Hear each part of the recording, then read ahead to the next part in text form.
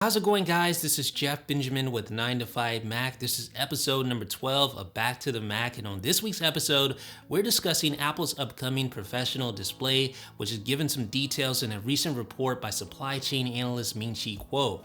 Needless to say, it's a very exciting time to be a fan of the Mac, especially in 2019 when there's so much hardware, new MacBooks, a new modular Mac Pro, perhaps new iMacs, and of course that Apple professional display. And that's what we're going to talk about primarily in this episode of Back to the Mac. Thanks for watching 9 to 5 Mac. Be sure to thumbs up, click the subscribe button, and then enable notifications with the bell icon so you won't miss any upcoming videos. So what do we know about this Pro display? Well, prior to this week, we didn't know much. We knew a relative timetable. We knew it was scheduled for 2019. In fact, Apple initially announced it in April of 2017. They had that roundtable discussion where they invited some journalists to discuss their upcoming professional plans. That's where they initially announced the modular Mac Pro and that new professional high-end display. Now, back in December of 2017, they again mentioned this high-end professional display in the press release for the iMac Pro. They just had a little note at the end of the press release stating that it was still coming. Apple again mentioned the modular Mac Pro in an April 2018 interview with TechCrunch. They didn't mention the professional display at that time, but it was assumed that those were sort of companion devices that would ship together. And they noted that 2019 was the year for the modular Mac Pro. So we know that Apple has a timeline for 2019, and with Kuo's recent report that sort of reconfirms that Apple is still on track for a 2019 release. So it's possible that we could see this new Mac Pro alongside that professional display at WWDC or maybe later this fall, but we know for sure that it's scheduled to hit this year. So are there any other important details that we can gather from Kuo's report? Well, of course so. We know the timetable, 2019, but we also know the resolution. This will be a 6K display, and that's a significant increase in resolution over what Apple currently ships in its 5K iMac, which is a 5K display. Well, obviously it's a 5K display, right? But what does 6K really mean in practice, and why is that such an appealing upgrade to creative pros? Well, let's discuss that right now. So 6K looks great on paper, right? But what might this mean as far as an actual number? Well, after looking at the scaled resolution options in my iMac Pro's display preferences, I came upon this number here, 3200 by 1800. What's interesting about that is if you multiply it by 2, you get roughly 6K resolution, which would be 6400 by 3600. So since the so-called Retina version of this resolution is already present in the 5K iMac at 3200 by 1800, it's a possibility that 6400 by 3600 could represent the native resolution of the upcoming professional display, with the default resolution, of course, being that 3200 by 1800. So that would be 2 times exact pixel doubled Retina mode for that upcoming display, which would be a lot more resolution when compared to the 2560 by 1440 default resolution of the 5K iMac. So 6400 by 3600, that is a lot of pixels. Let's see how that compares to a 5K display. And you can see that a 5K 5120 by 2880 display fits nicely inside a 6K 6400 by 3600 display.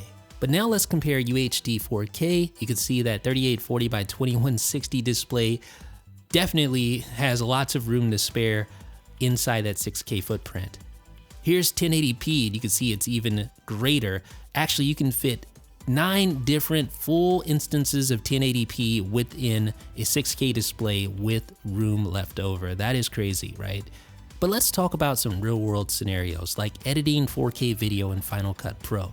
Right now on a 5120 by 2880 display, this is how fully 100% zoomed in 4K video looks like on the interface. So you have just that little bit of space left over for the Final Cut Pro 10 interface. So you see the timeline, you see the browser, you see the transitions and things like that, but there's not really that much room to navigate the timeline. There's not any room for the inspector at all. If you wanted to open that up, you would go less than 100% 4K, as you can see there. So editing 4K video when you have it viewed at 100% just isn't a very ideal editing workspace. It's doable, but it's not very appealing. Now let's do the same thing with a 6K display. Let's simulate how much extra real estate you would have then. So here is a 4K video at 100%. Notice how much more real estate there is on screen with a 6K display. And actually, we're just gonna run that same resolution here on our 5K iMac, and you can see a whole lot more space. You have room for the inspector, for the timeline, for the browser, for all your transitions, and you still have that full 100% zoomed in 4K video displayed at the same time. So it makes a huge difference. Now again, just to reiterate, we're not saying 100% for sure that this will be the native resolution of the upcoming professional Mac display. However, it seems likely, seems possible. This represents roughly a 44% increase in resolution over the current 5K displays that Apple ships. This is roughly just a little over 23 million pixels versus a little less than 15 million pixels. So that's a substantial increase in resolution compared to 5K. Really, all the math kind of squares up. However, we still can't say for sure. We'll have to wait and see. So the next most important piece of information that we can take from this report is the size of the panel.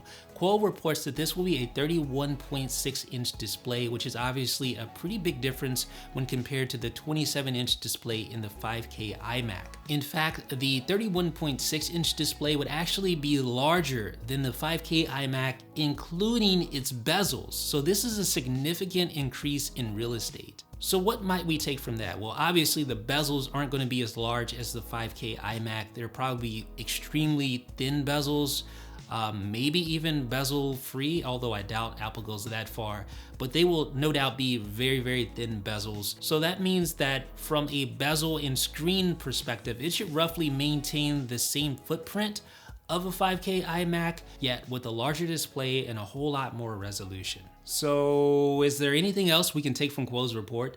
Well, he does say this. He does say that this upcoming display will have outstanding picture quality thanks to a mini LED-like backlight design. So this essentially means that regions of the backlight can be turned on or off, unlike current Mac displays. In other words, if you turn a backlight off in a region, you get an effect similar to true black OLED. This results in much improved contrast ratios when compared to current generation Mac displays. Of course, there could be other potential benefits, a more precise backlight design, thinner, more energy efficient, etc. And really, when you think about it, it sort of makes sense. Apple has long been at the forefront of consumer display technology. You think about Retina displays back with the iPhone 4, you think about the 5K iMac, you think about technologies like True Tone and ProMotion. So I'm very excited to see what this new display is going to be like when it's all said and done. But there are still quite a few things we still don't know, and two of them definitely stand out. Number one, cost. How much will this thing cost? I think it's going to be quite expensive. Are we talking about $3,000 or $5,000? Who knows? And then we also have the I/O.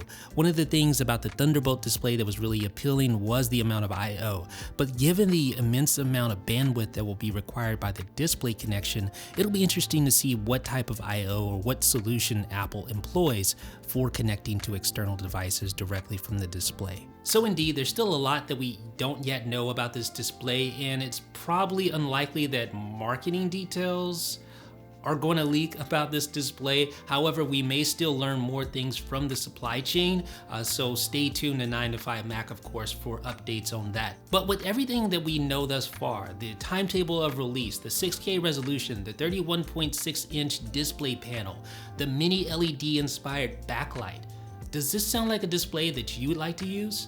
What would you be willing to pay for it? Let me know down below in the comments section. And if you're a professional user, also please feel free to comment. Let me know your thoughts on what we know thus far. Of course, we will be back with future episodes of Back to the Mac discussing other plans that Apple has in store for 2019 hardware-wise, and a lot of other stuff as well.